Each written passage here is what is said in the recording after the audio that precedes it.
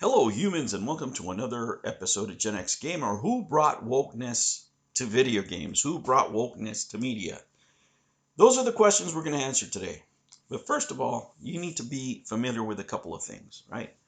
If you want to know who broke Spanish in Spider-Man 2, then you need to know these things, right? And these are the kind of subjects that I like to tackle. These are not going to be attention getters, but hopefully it will get you thinking and hopefully you'll learn something today, right?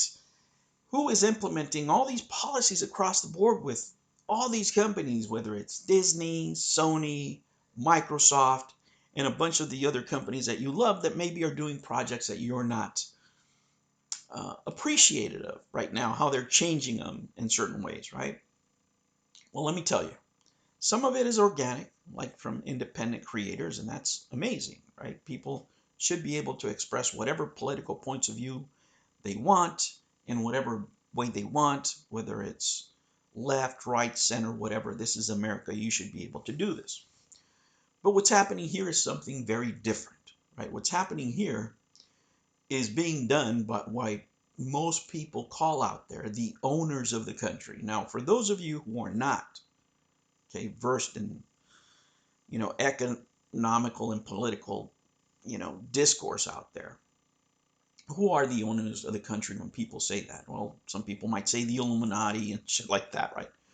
But in this context, we're talking about economics, and we're talking about the big three institutional investors. They are the ones responsible for this ESG policies being heavily handed uh, mandates on these companies and them doing all these changes. Now, what is ESG if you don't know, right? ESG is the environmental, social, and governance policies, right? That these three companies are pushing, and they're doing it hard on these companies. Now, why would these companies do this? It's very simple. These companies own the largest percentage of the S&P 500, including a lot of their stocks. Now, think of these companies right here. Let's say somebody owns 20% of your stock collectively. Let's say it's these three groups, and they say, we want you to make Spider-Man, I don't know, make him look like Gen X Gamer and take off his half his mask and let his beard hang out, whatever. And everybody's going, no way, no way. Oh, well, if you don't want to do that, what we're going to do is we're going to sell the 20% of the stock we own all at once. We're going to dump it and we're going to crash your stock price. That is a significant amount of money for for any company to do, right? It could cause a panic. The stock can completely crash and everybody loses their money. So they literally have them under the gun. And they can do this with many companies across the board. So when they say you guys need to implement these ESG key topics in every single facet of your company, and if you don't, we're going to dump the stock, they're going to do it. They have no other choice. Or they may cease to have a company, or they may incur significant losses in a day, right? This can happen in 24 hours. It can happen overnight, right? Your stock could be at $20 and by the morning it's worth 50 cents. You can just imagine how many people would be jumping out of buildings then, like the guy at Bath and Beyond, right? We haven't forgotten about that. And that's what's happening here. These companies have implemented these policies across the board for a reason. They always do it for money. Don't think it's just because they're super socialists, which some of them are, right? The way these are being implemented, they're straight out of some socialist handbooks, some Marxist handbooks. That's just the way they're doing it. But you can only do it so far, and you can only do it until the company starts losing so much money that they don't care if you dump their stock because they're already screwed, right? So here's an interesting article, and I'll show it to you. And and I hate reading articles, but I think this one is important. And this is from the Washington Examiner, right? This is just so you can get some context. The left's weaponization of investment and retirement accounts through environmental, social, and governments has encountered serious opposition in response to legal, legislative, and PR challenges BlackRock, the largest asset manager in the world, and many others, at least rhetorically, backing away from ESG because it's gotten too political. Larry Fink, BlackRock's CEO, even said he was ashamed to have been caught up in the debate. Well, he was the one out there talking smack. He's the one out there saying that he would force these companies to do it, right? He's the one forcing this political point of view on everyone, which is detrimental to games, right? We play games to get away from it. We don't play games to become, left wing, right wing, center, whatever, right?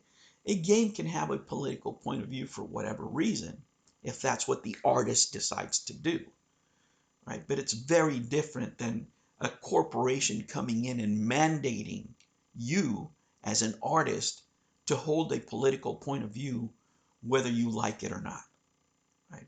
That is not good for gaming. If a Marxist wants to make a game out there, God bless his heart, and, it probably won't sell much, but if that's what he wants to do, hey, he's free to do it, or a socialist or whatever. But it's very different for that socialist, for that Marxist, to be in charge of a company or to be in charge of a legislature and say you have to, right? Compelling your artistry, compelling your speech, which is what has been going on. But if these guys are backing off now, it means that they're losing money to the point where the people they're trying to put pressure on in these companies are not going to care, because if you're already tanking their sales with your crap, then it's not going to work, right? If you're getting bad publicity, right, from the people that you're affecting, I mean, because some of this is just plain stupidity, right? And this is across the board. You can see it across video games. You have white socialist or white women Marxist or whatever other race, whether it's Chinese, black, or even Latinos, right? Latinos from here, from the US, trying to teach other cultures about their own culture, right?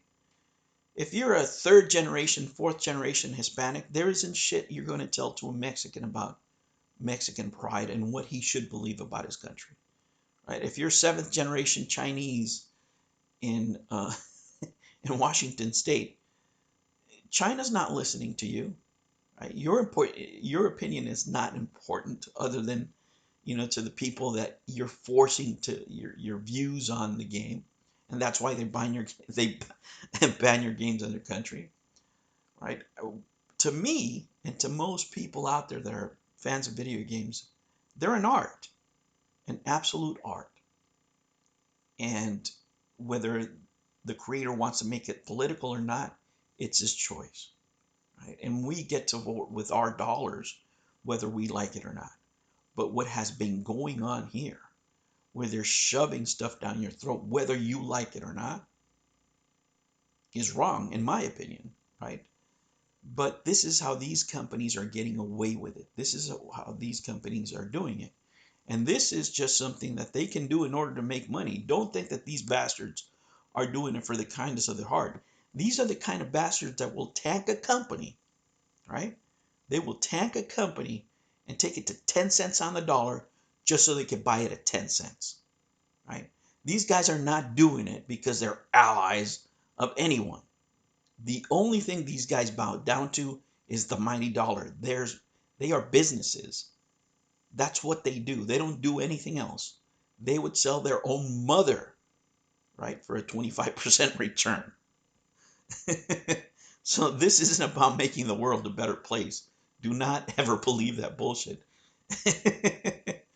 And all this other stuff, right? Believe it or not, it's a bunch of horseshit. And let me tell you why. Right? Say that somebody says that the world is going to end in 25 years if we don't stop using whatever. Whether it's fossil fuels, if you don't stop eating meat, the world is going to end, and whatever. It's not true, right? You know when I'm going to believe it?